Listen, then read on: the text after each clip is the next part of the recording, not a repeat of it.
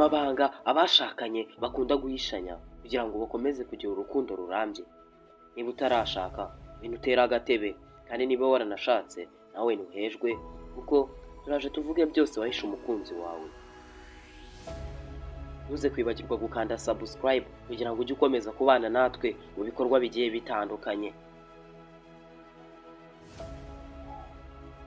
Aya mabanga 10 rero akenshi agaragaza ibyiyumvo byimbitse, ibyifuzo n'ubwoba abantu bakunda kugira, kuko iyo bitaganiriweho bishobora gutuma umubano ugorana cyangwa ugahungabana. Umwanya wa mbere, ikintu abashakanye bakunda guhishanya ni umubano wabayeho mbere. Akenshi uzasanga umugabo akunda guhisha umugore we abakunzi be ba mbere yuko ahura n'umugore we. Ibi ngibi kandi bakunda kubikora cyane cyane birinda guterana amashyari cyangwa se kuza kuba babazanya. Ikindi kandi rero nuko ari ngombwa gusobanukirwa amateka ya buri umwe, bishobora gutuma habaho impuhwe ndetse no kumvikana, ariko bamwe batinya ko byateza umutekano muke mu mibanire y'abashakanye. Ikintu cya kabiri rero abashakanye bakunda guhishanya nuko bahagaze mu mufuka. Ibi ngibi akenshi biterwa no kwihagararaho, dore ko ahangaha uzasanga abagabo benshi batajya babwiza ukuri ku miryango yabo bijyanye n'amafaranga binjiza. Ahangaha rero akenshi usanga bahisha amadeni ndetse n'imyenda bafitiye bagenzi babo.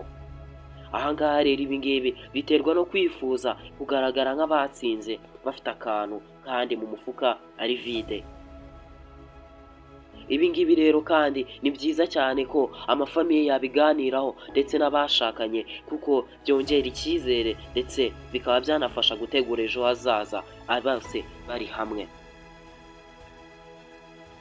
Ikindi kintu rero kiri ku mwanya wa gatatu abashakanye bakunda guhishanya, bakunze guhishanya amarangamutima yabo. Ahangaha rero uzasanga bakunze guhishanya ibyifuzo byabo, batinya kugaragara nk'abasaba cyane. Ahangaha ni handi uzasanga umugabo hari ibintu atinya kubwira umugore, cyangwa se umugore we hari ibintu atinya kubwira umugabo we.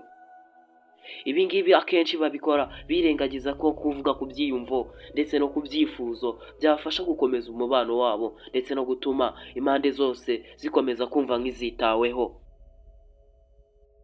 Ikintu dusanga ku mwanya wa 4 rero ni ubwoba no kwigaya.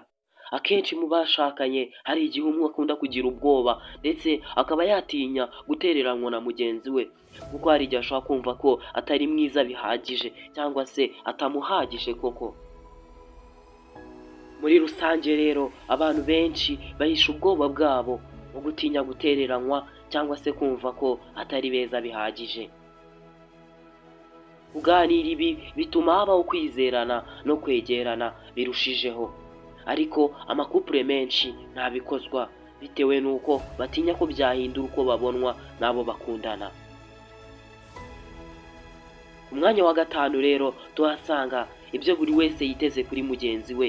Ibi nabyo akenshi mu rukundo cyangwa se mu mibanire y'abashakanye bakunze kubihishanya. Akenshi rero abashakanye bakunze guhisha bagenzi babo ibyo biteze mu rukundo, kuko akenshi usanga icyazanye umwe mu rukundo atari cyo cyazanye undi. Ibi ngibi rero kubiganira byimbitse ni kenshi cyane rero uzasanga abantu babiri bakundana buri umwe afite icyo yiteze kuri mugenzi we, dore ko akenshi uzasanga ari amafaranga abahuje. Ahandi ugasanga ari ibindi bintu bigiye bitandukanye runaka bishobora kuba bikurura mumwe kuri mugenzi we. Kuganira rero byimbitse ku cyo buri umwe wese ashaka kundi kubijyanye n'urukundo, cyangwa se gusobanura icyo buri wese afata nk'urukundo, bishobora gutuma bose barushaho gukundana ndetse bagasanga bose hari icyo bahuje mu rukundo rwabo, cyangwa ibyo batandukaniyeho bakaganira bikaba byatuma umubano wabo urushaho gukomera. Ibi bintu rero abashakanye bakunda guhishanya akenshi uzasanga atari ibintu biba byabaye cyangwa se ari ibintu byabaye mu buryo bugaragara, ahubwo akenshi uzasanga ari amarangamutima barimo, ibyifuzo runaka cyangwa se ibitekerezo runaka. Nyuma rero ibibazo bya buri munsi, si buri muntu wese ukenera bagenzi be ngo babe bamufasha kugira ngo asohoke mu bibazo cyangwa se abaganirize. Hari igihe umuntu ashobora kumva rero akeneye umwanya ari wenyine. Ibi ngibi rero iyo umwe mu bashakanye akeneye umwanya ari wenyine akenshi akunze kubihisha. Hari igihe rero usanga ashaka umwanya wo kuba wenyine ari kure y'ibibazo bye, akaba ari ahantu ha wenyine atuje. Rero ibi ngibi akaba yabihisha bikaba ibanga, akeka ko byafatwa nko kutishimira umubano afitanye na mugenzi we. Nyamara kwemera ko buri wese akeneye umwanya we bifasha nanone umubano kuba waramba, bose uwa babiri bakaba babaho neza kandi bishimye. Ikindi kintu rero abashakanye bakunze guhishanya ni inzozi n'intego bwite. Uzasanga rero umwe niba afite inzozi runaka azihisha, ahubwo akita ku nzozi zafite nk'abashakanye. Gusangira rero inzozi kandi bidufasha gutuma abashakanye biyumvanamo mu gihe barimo ndetse n'ikizaza, kuko baba basangiye inzozi n'intego zimwe mu buzima. Bityo rero n'umubano ukaba warushaho kuramba kuko bose baba bafite inzozi zimwe z'ibyo bifuza kugeraho mu buzima. Iyo nanone rero hari ikitagenda neza mu mibanire, harimo ufite imico mibi, harimo ibintu runaka cyane cyane ku bijyanye n'imyitwarire runaka ibangamye, akenshi usanga bakunze kubihishanya, bakunda guhishanya cyane kwifuza guhinduka.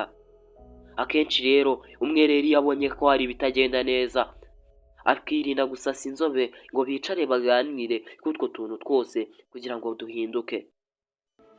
Impamvu rero ishobora gutuma ibi bintu batabiganiraho n'ubwoba bw'uko bashobora gusenya urugo cyangwa se kwirinda kubabazanya muri rusange. Umwe mu bashakanye rero ashobora kumva nanone atitaweho bihagije. Ibi ngibi rero nabyo akaba yabihisha agabishyingura kure mu mutima. Umwe mu bashakanye ashobora kumva ko ibyo akora byose bidashimwa cyangwa bitabonwa n'uwo bari kumwe. Akenshi rero ibi byiyumvo akabigira ibanga kuko kugira ubwoba bw'uko ashobora gusenya urugo. Kubiganiraho rero ni byiza kuko byongera umubano hagati y'uwo bari kumwe ndetse bakaba bakiyumvanamo ndetse no kurusha. Aha ngaha rero ni byiza ko umwe mu bashakanye cyangwa se niba uri kutwumva ufite uwo mwashakanye, ni byiza kongera ukamwibuka, ukaba wamushimira ibyiza ndetse n'ineza kugirira umunsi ku wundi, ukibuka bya bindi byose ajya bigukorera ukabimushimira. Ibi ngibi rero ni byiza cyane kuko byakongera umubano uri hagati yanyu. Ibindi byiyumvo rero bakunze guhishanya ni ukumva akururwa n'abandi bantu. Akenshi umwe mu bashakanye ashobora kumva hari undi muntu runaka uri kumukurura kurusha uwo bari kumwe. Ibi rero akenshi abigira ibanga agashyingura kure mu mutima we.